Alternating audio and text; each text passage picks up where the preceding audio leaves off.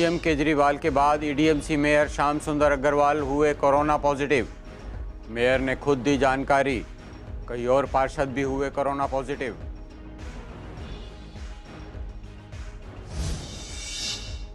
लोग अब भी उड़ा रहे हैं कोरोना नियमों की धज्जियां। मास्क लगाने में बरत रहे हैं लापरवाही।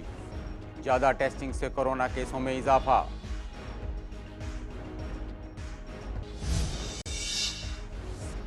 पीएम के लिए विश्वासनगर के विधायक और पार्षद ने की पूजा। विधायक ओपी शर्मा ने कांग्रेस और आप पर लगाए आरोप। जनता ने कहा ये चूक काफी निंदनीय है।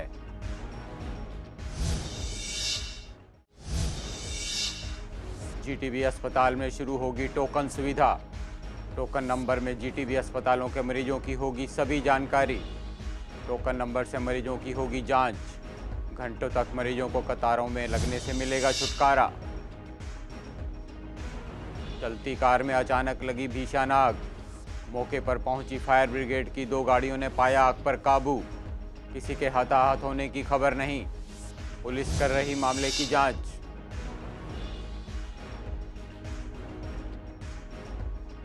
नमस्कार, आप देख रहे हैं सीसीएन और आज पूर्वी दिल्ली की खास खबरों के साथ मैं हूं दिलबर गोटी। सीएम अरविंद केजरीवाल के बाद पूर्वी दिल्ली नगर निगम के मेयर श्याम सुंदर अग्रवाल और कई निगम पार्षद भी कोरोना पॉजिटिव हो गए हैं। मेयर ने ये जानकारी खुद दी। वहीं मेयर ने कहा कि मेरी कोविड रिपोर्ट पॉजिटिव आई है। पिछले कुछ दिनों से जो भी लोग मेरे संपर्क में आए हैं वो भी अपना चेकअप ज़रूर करवाएं। मेरा अनुरोध है कि तीसरी लहर बहुत तेज़ी से फैल रही है, लेकिन ये खतरनाक नहीं है, इसलिए अब सभी अपना ध्यान रखें। साथ ही नियमों का पालन भी करें और सुरक्षित रहें। मेयर के अलावा स्थायी समिति के पूर्व अध्यक्ष संदीप कपूर, हेल्थ कमेटी के चेयरमैन प्रमोद गुप्ता और पार्षद नीतू कोरोना पॉजिटिव हुई हैं। कुछ और पार्षदों के भी कोरोना से पीड़ित होने की खबर आ रही है। कल मैंने अपना टेस्ट करवाया था, मेरी कोरोना रिपोर्ट पॉजिटिव आई है। मैं आप सबसे अनुरोध करना चाहूँगा, जो 2-3 दिन पहले तक मेरे संपर्क में आए हैं वे अपनी जांच करवा लें, अपने आप को क्वारंटाइन कर लें। ये ज़्यादा ना फैले, यह देखना हम लोग सबका काम है। देखने में आया है कि हमारे काफ़ी निगम पार्षद भी इससे संक्रमित हो गए हैं। चाहे गोविंद अग्रवाल जी हो, चाहे प्रमोद गुप्ता जी हो, चाहे नीतू त्रिपाठी उनकी फैमिली हो। इसको रोकना है, इससे बचाव करना है। हम सब मिलकर इससे बचाव करेंगे। मैं एक और अनुरोध करना चाहूँगा, जिन लोगों ने अभी तक कोरोना का टीका नहीं लगवाया है, चाहे कोवैक्सीन हो चाहे कोविशील्ड हो, वे तुरंत लगवाएं। तीसरी लहर से जो फैला है ये बहुत कम खतरनाक है, लेकिन बचाव करना है और बचाव हम सब आप मिलकर करेंगे। दिल्ली में कोरोना के केस लगातार बढ़ रहे हैं। पिछले 24 घंटे में कोरोना के 14,000 से ज़्यादा नए मामले सामने आए हैं। दिल्ली में केस क्यों लगातार बढ़ रहे हैं, इस बारे में हमारी टीम ने बात की पूर्वी दिल्ली के कुछ डॉक्टर्स से। तो डॉक्टर्स ने बताया कि लोग कोरोना नियमों का पालन नहीं कर रहे, लोग मास्क नहीं लगा रहे, सोशल डिस्टेंसिंग का पालन नहीं करते और बेवजह घरों से बाहर निकलकर घूम रहे हैं। दूसरी तरफ ज़्यादा टेस्टिंग को भी डॉक्टर्स ने कोरोना केस बढ़ने की वजह बताया है। साथ ही दिल्ली से बाहर से आने वाले लोगों की वजह से भी कोरोना के केस बढ़ रहे हैं।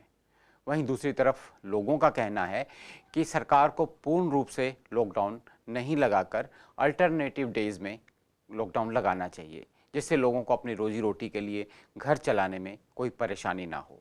मेट्रोस के अंदर दिल्ली, मुंबई, कोलकाता के अंदर केसेस ज़्यादा बढ़े, इनका कारण है क्योंकि इंटरनेशनल फ्लाइट्स ज़्यादा आ रही हैं, लोगों का आवागमन ज़्यादा है, लोगों के बिजनेस ज़्यादा हैं और टेस्टिंग भी ज़्यादा है। तो इस नाते दिल्ली के अंदर हमें लगता है कि केस काफ़ी ज़्यादा हो रहे हैं as compare to other parts of the country, लेकिन सब जगह ही फैल रहे हैं। ये ऐसी बीमारी नहीं है कि दिल्ली में फैलेगी तो मतलब उत्तराखंड में नहीं फैलेगी, सब जगह जाएगी।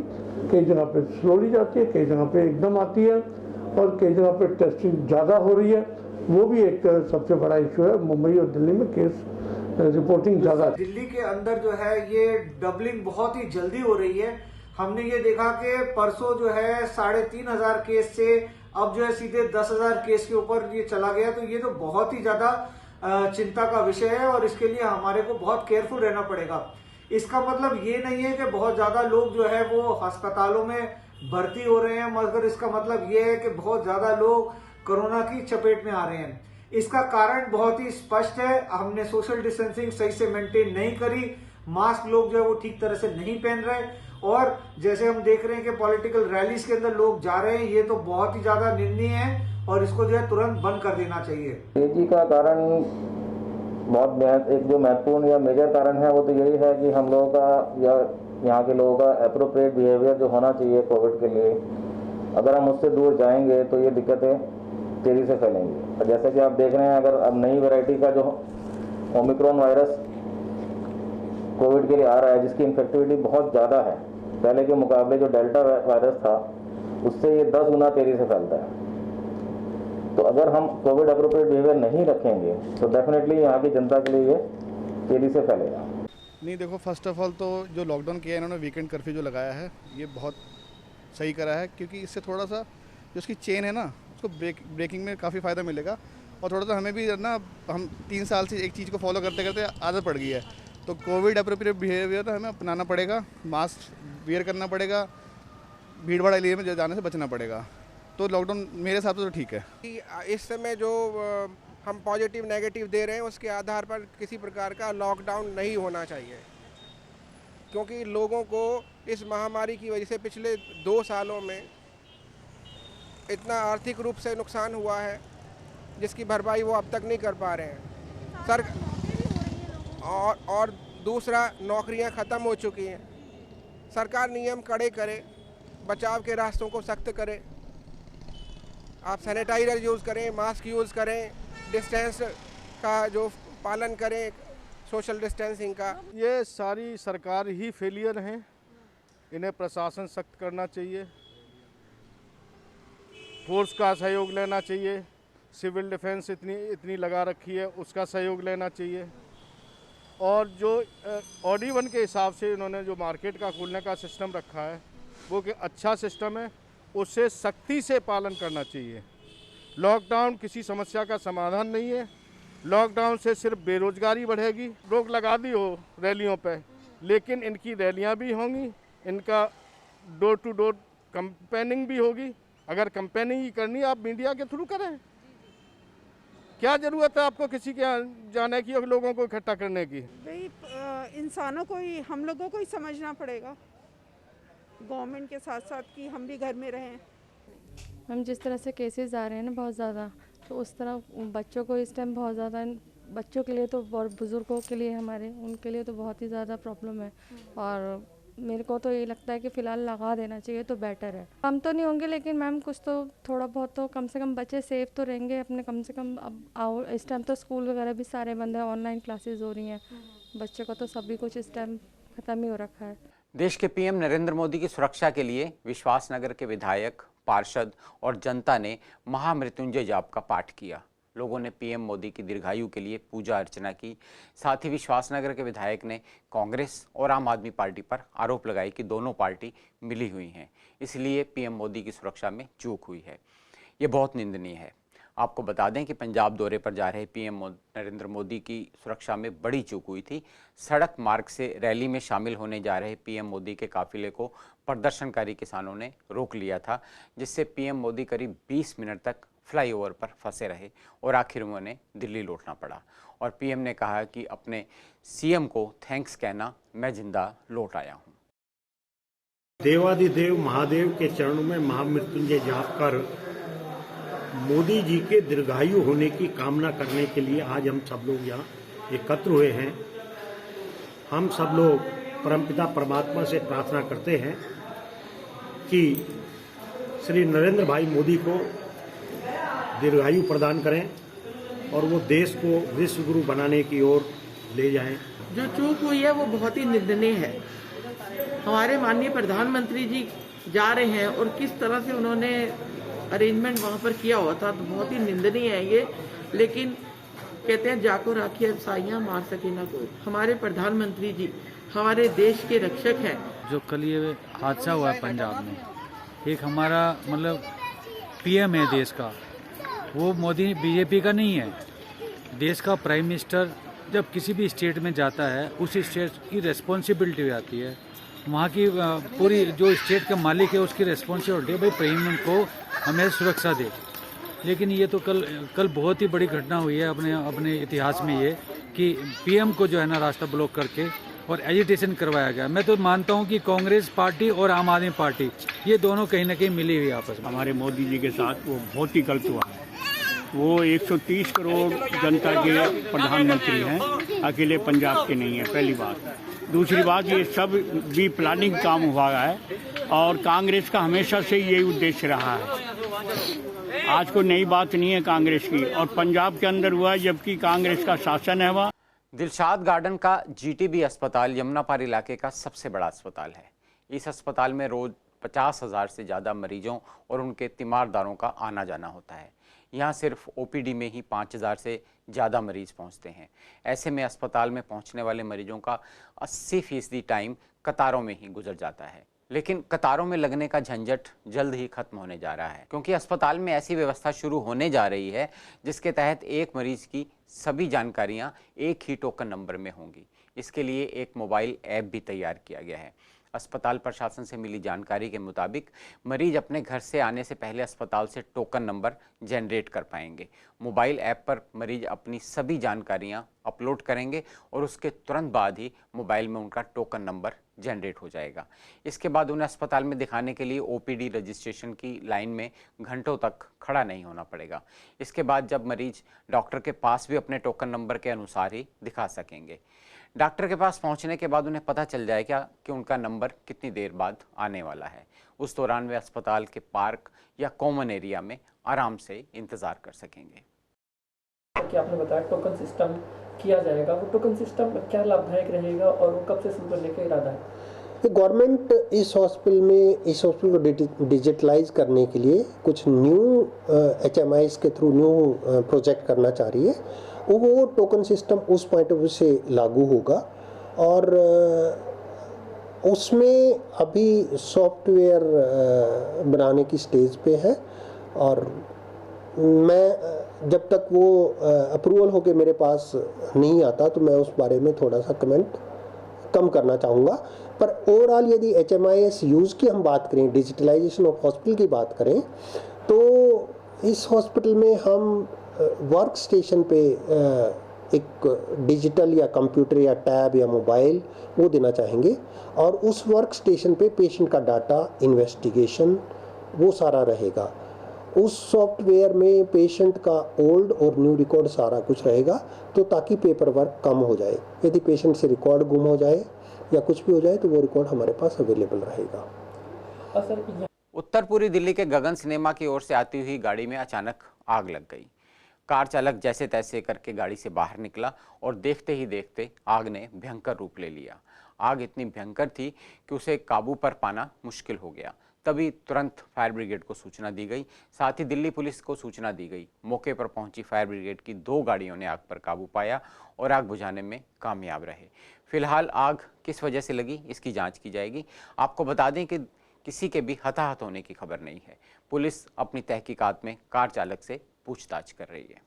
मंडोली 4 खंभा लगता है और आधे घंटे से आग जल रही है इसमें और ये मंडोली विस्तार लगता है, ये इस तरफ मनन नगरी लगता है और कोई नुकसान नहीं हुआ है। एक बंदा था इसमें जो निकल के भाग गया था। पूरी गाड़ी जल चुकी है लेकिन अभी फायर नहीं आई है, फायर ब्रिगेड नहीं है। क्या मानते हैं लापरवाही है? आधे घंटे से फायर ब्रिगेड तो आई नहीं है, अभी तक तो आई नहीं है। जैसे गाड़ी आई अचानक ही रेड लाइट खुली, ये हिटिंग मार गई, बंदा उतर के भाग गया, इसमें आग लगनी चालू हो गई। शादरा की स्पेशल स्टाफ की टीम को बड़ी कामयाबी हाथ लगी है। स्पेशल स्टाफ की टीम ने कुख्यात गैंगस्टर और ऑटो लिफ्टर को गिरफ्तार किया है। पुलिस ने आरोपी से चोरी की 3 टू व्हीलर बरामद किए हैं। आरोपी अकेला ही वाहनों की चोरी की वारदात को अंजाम दिया करता था और अब तक वाहन चोरी की 13 वारदात को अंजाम दे चुका था। शादरा डिस्ट्रिक्ट में वाहन चोरों को पकड़ने के लिए महेंद्र सिंह ACP और स्पेशल स्टाफ के इंस्पेक्टर विकास कुमार के नेतृत्व में टीम बनाई गई थी, जिसमें प्रशांत शर्मा भी शामिल हैं। आपको बता दें कि कॉलेज में CBT ग्राउंड आनंद विहार के पास वाहनों की चेकिंग के दौरान देखा कि मेट्रो मॉल से लीला होटल की ओर एक व्यक्ति बाइक पर आ रहा है। उसे रोकने का इशारा किया लेकिन वह वहां से भाग निकला। पुलिस ने पीछा करके उसे पकड़ लिया। पूछताछ में पता चला कि वह एक सक्रिय ऑटो लिफ्टर है। इसके अलावा उसके खिलाफ शादरा डिस्ट्रिक्ट में 2 थानों में लूट के मामले दर्ज हैं। फिलहाल पुलिस ने उसे गिरफ्तार कर लिया है और आगे की तफ्तीश में जुटी हुई है। वहीं दूसरी तरफ जीटीबी एन्क्लेव पुलिस ने 2 ऑटो लिफ्टर को गिरफ्तार किया है। उनके पास से 2 स्कूटी, 1 बाइक और चोरी का मोबाइल भी बरामद हुआ है। पुलिस ने गुप्त सूचना के आधार पर एक युवक को गिरफ्तार किया था। आरोपी से पूछताछ के दौरान एक और आरोपी को गिरफ्तार किया गया, जिसके पास से चोरी की स्कूटी बरामद की गई। पुलिस ने खुलासा किया कि दोनों की गिरफ्तारी से कई मामले हल हुए हैं। पूछताछ के दौरान आरोपी ऋतिक ने खुलासा किया कि वे एक सक्रिय ऑटो चोर है और चोरी के कई मामले उसके खिलाफ शाहदरा जिले में दर्ज किए गए हैं। पूर्वी दिल्ली के घोंडली इलाके में सीसीटीवी कैमरे लगाए गए। सीसीटीवी कैमरे वहां के विधायक एस.के. बग्गा ने लगवाए हैं। इलाके के लोगों का कहना है कि ये अच्छा कदम है, क्योंकि इलाके में वाहनों की चोरी का खतरा कम रहेगा। ऐसे में विधायक ने भी कहा कि यहाँ के लोगों की काफ़ी समय से मांग थी कि यहाँ भी सीसीटीवी कैमरे लगें, इसलिए ये कैमरे लगाए गए हैं। कैमरे लगाने का जो पर्पज़ है, सेफ्टी पॉइंट है, उससे कैमरे लग रहे हैं। महिलाओं की सुरक्षा, पूरे गांव की सुरक्षा। वर्ल्ड में दिल्ली नंबर 1 पे है कैमरे के मामले में। सीएम ने भी स्टेटमेंट दिया उस दिन कि पूरी हिंदुस्तान नहीं, पूरे वर्ल्ड में सबसे ज़्यादा कैमरे दिल्ली में लग रहे हैं, जिससे यहाँ की जो भी वारदात होती है उनको पकड़ने के लिए पुलिस की सहायता होती है इसमें। और ये बड़ा हर्ष का विषय है कि आज हम गोंडली में खड़े हैं, यहाँ पर कैमरे का लगाना शुरू किया हमने। इससे काफ़ी फ़ायदा मिलेगा कि जैसे सिक्योरिटी आजकल लॉकडाउन की वजह से जैसे चोरियाँ या क्राइम ज़्यादा बढ़ रहा है, तो उसकी वजह से जो है ये कैमरे की जो बहुत अच्छा वो है पहल। ये फ़ायदा सभी को होगा, पूरे गांव में फ़ायदा होगा। और विधायक साहब जी ये जो कैमरे लगवा रहे हैं, हमें बहुत अच्छा लग रहा है पूरे गांव को। और जो गाड़ियाँ चोरी होती है, पेट्रोल चोरी होता है, और भी बहुत सारी समस्या होती है, जिससे हम लोगों को सबको फ़ायदा मिलेगा। कोरोना के बढ़ते मामलों को देखते हुए दिल्ली सरकार ने बसों और मेट्रो को फुल कैपेसिटी के साथ चलाने का फैसला लिया है, जिससे कि बसों और मेट्रो में बढ़ती हुई भीड़ को रोका जा सके। पहले बसों और मेट्रो को 50% क्षमता के साथ चलाया जा रहा था, लेकिन लोग सोशल डिस्टेंसिंग नहीं बना पा रहे थे, जिसे देखते हुए फुल कैपेसिटी से चलाने का फैसला लिया गया। लोगों का कहना है कि भीड़ नहीं लगने से अब उन्हें राहत है। जो घंटों इंतज़ार करना पड़ता था बसों के लिए, वो भी अब नहीं करना पड़ता, जिससे हमें ऑफिस जाने में कोई दिक्कत नहीं हो रही। देखो 100% गवर्नमेंट के साथ मेट्रो चल तो सकती है, मगर सेफ्टी सबसे पहले है, क्योंकि डिस्टेंस जरूरी है हमारे लिए। देखिए मैडम, डर तो है ही अभी भी, मगर सबसे पहले तो हमको ही अपने तरफ से सोचना पड़ेगा। जब तक हम एक्टिव नहीं होंगे तो दूसरे को भी नहीं कर सकते। मेट्रो से ठीक है, कोई दिक्कत नहीं होगी। नहीं, ऐसा नहीं हो रहा, ऐसा नहीं हो रहा। हाँ, राहत है, राहत है, पूरी राहत है। तो आराम से बैठ के आराम से उतरे, वहाँ से यमुना बैंक उतरे, यमुना बैंक से ये पकड़ा। पूरे फॉलो कर रहे हैं उसको। और जितना सरकार ने, गवर्नमेंट ने जिस तरह से बोला गया है कि खड़े होकर ट्रैवलिंग नहीं करना है, तो नहीं कर रहे हैं। मास्क प्रॉपरली लगा रहे हैं, डिस्टेंस मेंटेन कर रहे हैं। जैसे पहले था वैसे। लोगों को अपने आप में डर है। बीच में बहुत ज़्यादा रश हो चुका था, लेकिन अब वो देखने में नहीं है। लोग अपने आप में ही एक्टिव हो चुके हैं, क्योंकि सबको अपनी जान की परवाह है। पहले के मुकाबले ये जो वीक चला है ना, इस वीक में जो इतना 99 या 1 लाख के करीब एक्टिव केस आए हैं, उसको देख करके तो माहौल पूरा शांत हो चुका है। अब तो फुल जाएगी, जो आज ही तो बोला है उसने, तो अब पता चलेगा। मैं तो अब चढ़ूंगी, ये देखिएगा, आइए बस। तो अगर हम ज़्यादा जा रहे हैं तो गलत है ना, पहले कम ही ठीक थे। हाँ, पहले एक पे तो एक ही बैठा रहे थे, अब जो है 2 लोगों को बैठा रहे हैं एक सीट। नहीं, डर तो लगते हैं, लेकिन लोग थोड़ा सा दूरी बना के बैठना चाहते हैं। मैम, पहले तो एक सीट पे एक ही के बंदे को बैठाते थे, अब तो डबल कर दिया है। अच्छा है, बहुत परेशानी होती थी यात्रियों हम लोगों को। सारी बसें निकल जाती, बस मिलती ही नहीं थी। दिल्ली के लोग रेस्टोरेंट, होटल्स में यानी बाहर खाना खाने के ज़्यादा शौकीन हैं। ऐसे में कोरोना के वक्त भी लोग होटल्स में खाने से नहीं रुक रहे हैं। बाहर खाना खाने वालों के लिए पसंदीदा जगहों में दिल्ली का कनॉट प्लेस पहले नंबर पर है। वहीं जब हमारे संवाददाता मोहित शर्मा ने लोगों से बात की तो पता चला कि लोग सबसे ज़्यादा दाल मखनी, शाही पनीर और कढ़ाई पनीर खाना पसंद करते हैं। आगे क्या कुछ कहा लोगों ने, आइए सुनते हैं। मोस्टली दाल मखनी, कढ़ाई पनीर, मोस्टली तो यही दोनों चीजें हैं, दाल मखनी और कढ़ाई पनीर। खाने में चाइनीज में तो मोमो और ये स्प्रिंग रोल वगैरह जी, और मेन कोर्स में दाल मखनी, बटर पनीर मसाला और बटर नान, यही सब। नहीं, मेरी पूरी फैमिली को ही दाल मखनी पसंद। हाँ, मैं मोस्टली ये 2 चीजें ही ऑर्डर करती हूँ, दाल मखनी और पनीर बटर मसाला। आज के बुलेटिन में बस इतना ही। और खबरों के लिए देखते रहिए CCN। नमस्कार।